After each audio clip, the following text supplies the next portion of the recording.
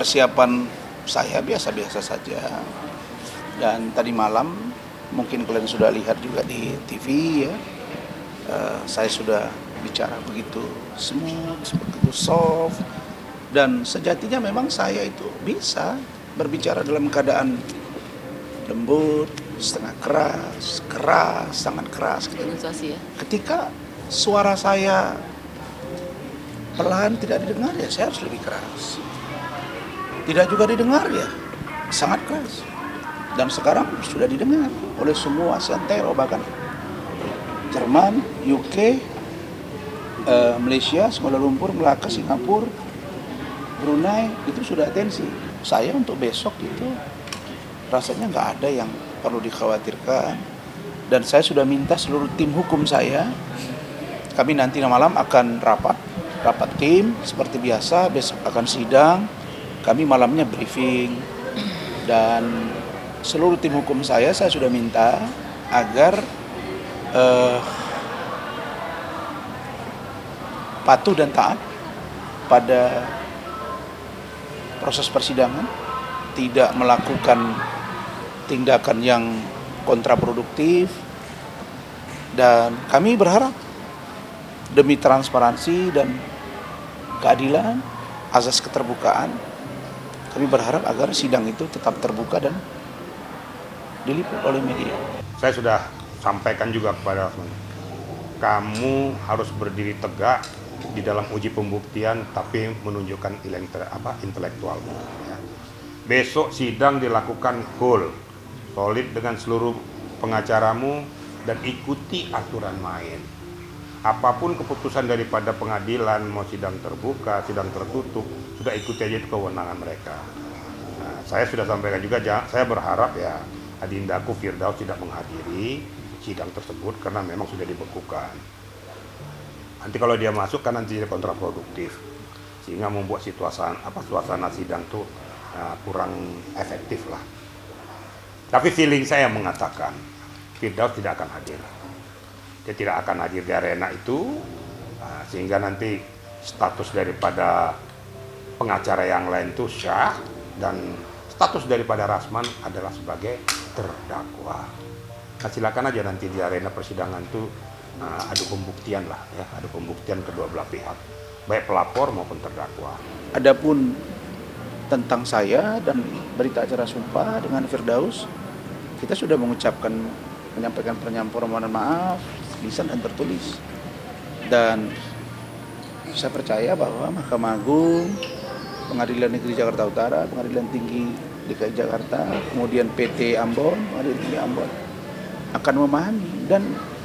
Dan saya sudah bilang juga tadi malam di iNews Rakyat Bersuara, saya sampaikan, saya ini Rasman ini bukan musuh negara. Jadi saya pun sebagai warga Indonesia menghimbau kepada Bapak Kapolri, karena ini tindakan pertama dalam sejarah peradilan di seluruh dunia, bukan hanya di Indonesia, di mana di depan hakim, depan meja sidang berani mengatakan koruptor, dan juga naik ke meja sidang dengan seolah-olah jagoan begini gaya Firdaus, agar Bapak Kapolri menerapkan pasal 335, karena itu salah satu dari 3 pasal itu pasal yang bisa dilakukan penahanan. Perbuatan tidak menyenangkan. Menurut KUH pidana itu walaupun ancaman hukumnya di bawah 5 tahun, tapi dikecualikan, bisa ditahan.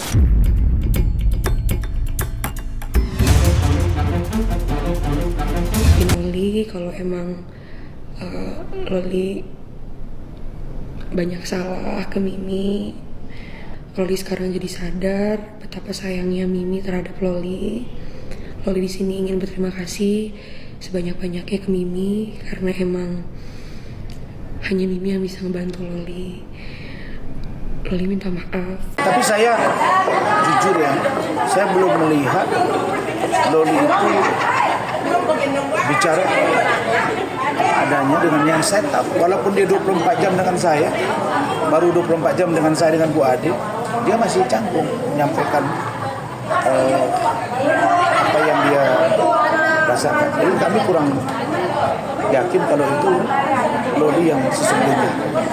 Mereka belum serumah kan? Belum. Iya. Ketika Loli berbicara juga, kelihatan dia terbata-bata gitu. Seperti ada sesuatu yang dipaksa. Di setting gitu Bang Mas. Iya, karena dari kalimat dia nggak seperti Loli yang ketemu saya. Lancar, kemudian ada dikirim voice note juga kan, cepat-cepat itu kan, kayak dipercepat kalimatnya. Nah kalau kalimat itu dipercepat, saya jadi nggak paham. Cuma dari suaranya pas ada ibaratnya nyanyi itu ada refnya itu kita dengar benar suara Loli. Ada dua intonasi suara yang meyakinkan saya itu suara Loli. Tapi saya mendapat gambaran ini seperti ada teks di depan dia gitu. Ada teks di depan dia yang dia bacain gitu.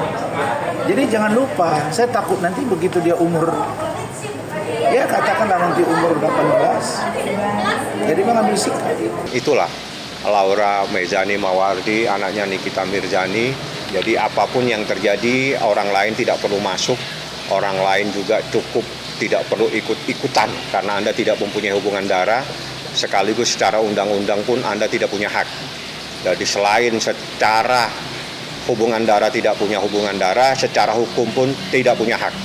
Yang punya hak adalah Nikita Mirzani selaku ibu kandungnya dan atau orang tuanya, dan orang yang diberi kuasa oleh Nikita Mirzani itulah yang mempunyai hak. Itu adalah proses yang menurut hukum. Jadi secara garis hubungan nasab tidak ada, hubungan hukum juga tidak ada. Jadi tolong Anda sadar diri, siapapun jangan ikut campur di dalam persoalan ini, kecuali Anda diberikan hak secara hukum dan sesuai dengan undang-undang seperti itu. Saya semakin hari melihat pertemuan NM dengan Loli dan lain sebagainya, saya kira biasa-biasa aja ya. Gak ada sampai tangis-tangis, gak ada apa gitu. Karena nurani nggak bisa dibohongi. Marahnya Loli menurut saya terhadap NM itu serius. Perbaikan mereka sekarang menurut saya belum 100%. Apakah Buktinya belum serumah. Yang saya agak sedih itu sebenarnya adalah dia sudah digandengkan dengan seorang laki-laki. Kan kita tadi bicara moral kan. Bicara moral, bicara tindakan, bicara sikap. Nah, dia berpacaran dengan Fadel dipersoalkan. Nah sekarang dia didorong pacaran dengan seseorang. Nah, takut saya nanti salah-salah sebelum bulan 5 terjadi dengan pacaran itu sesuatu, dilaporin lagi sama maknya gitu. Jadi saya melihat kan NM ini kan menggambarkan dia seorang ibu yang baik dan bertempur.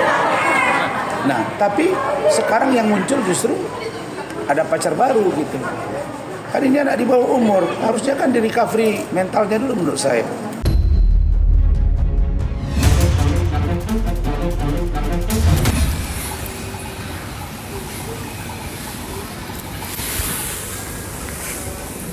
Saudara HR beserta pengacaranya datang ke SPKT Polda Jawa Timur. Saudara HR ini melaporkan seseorang dengan inisial PV ya. Inisial PV ini terkait dengan pencemaran nama baik di media sosial. Saat ini kasus ini sedang ditangani dan didalami oleh Reskrim ya, nanti mudah-mudahan nanti ditangani oleh Reskrim Direktorat Siber ya, karena ini kan terkait dengan pencemaran nama baik di media sosial. Berangkat dari situ, karena ini menyangkut hak warga negara, makanya saya berserta Pak Heri, Pak HK itu menyambangi Polda Jatim. Nah itu pada intinya, karena dari pihak mereka duluan yang telah menyambangi pihak Bareskrim. Kami, saya dengan Pak HK itu ingin memberikan pelajaran kepada publik, memberikan ilmu pengetahuan hukum kepada publik, agar sesuatu yang memang dimungkinkan oleh pihak mereka itu bahwa tidak seperti apa yang mereka buktikan dalam hal media sosial. Nah, kalau kami, karena kami punya bukti dan itu berupa fakta serta juga saksi, makanya kami sambangi Polda Jawa Timur. Pasal yang memang disangkakan adalah itu pasal 45 ya, ayat 4 junto pasal 27 tentang informasi elektronik. Kalau ancaman hukuman itu di atas 4 tahun, hampir 9 tahun. Dasar kita membuat laporan polisi. Ya, dasar kita membuat laporan polisi, satu adalah pihak korban, artinya klien kita. Kedua, bukti. Ketiga, saksi.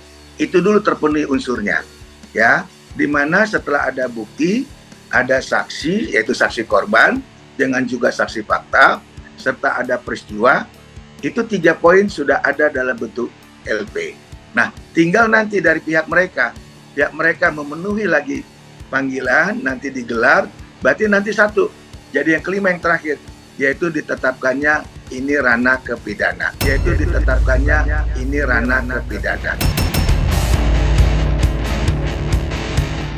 Dari PHK sudah melaporkan secara resmi ya ke Polda Jatim di cyber dengan bukti-bukti mereka. Nah sekarang silakan adu fakta, adu bukti, ya aja kan.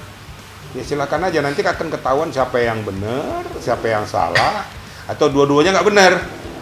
Kan gitu aja kan. Tapi fakta-fakta itu kan ada, kelihatan semua. Yang sudah kelihatan aja menyangkut kedua belah pihak itu sebenarnya sudah sama-sama malu dong dua-duanya. Nah, supaya jangan lagi publikasikan. Karena kan faktanya ada kan, foto itu ada. Ada di klub itu kan ada. Foto siapa? Foto mereka berdua. Sekarang mereka berdua saling berseteru, saling melaporkan. Ya dunia kan ketawa jadinya kan. Nanti kalian buktikan siapa kalian benar. Kan itu. NP, HK yang benar atau dua-duanya nggak benar.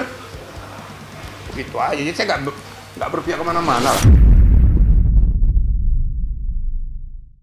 Silahkan buktikan terhadap adanya dugaan video terlarang ya antara Pak HK dengan Teknopi. Silahkan buktikan terhadap adanya dugaan video terlarang ya antara Pak HK dengan Teknopi.